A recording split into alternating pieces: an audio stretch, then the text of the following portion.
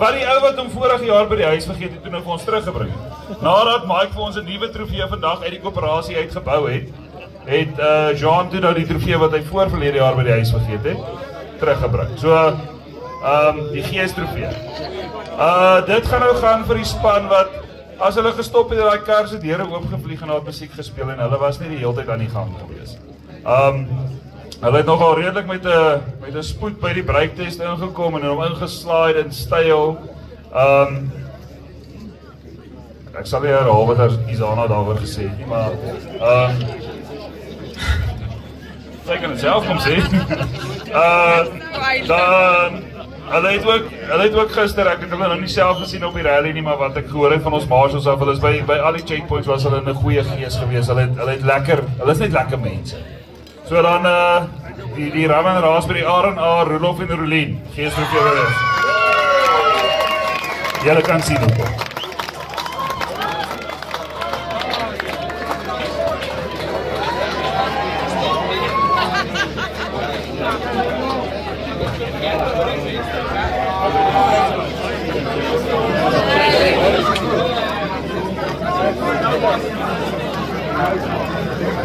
Ja, julle kan groep daar.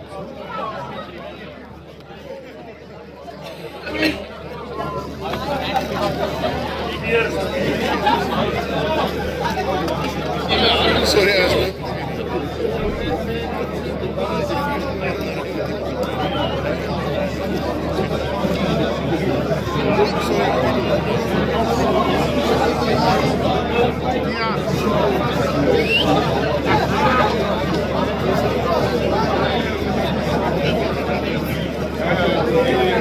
Okay, ons het nou net 'n versoek, ons gaan nou met die hooftoekennings begin.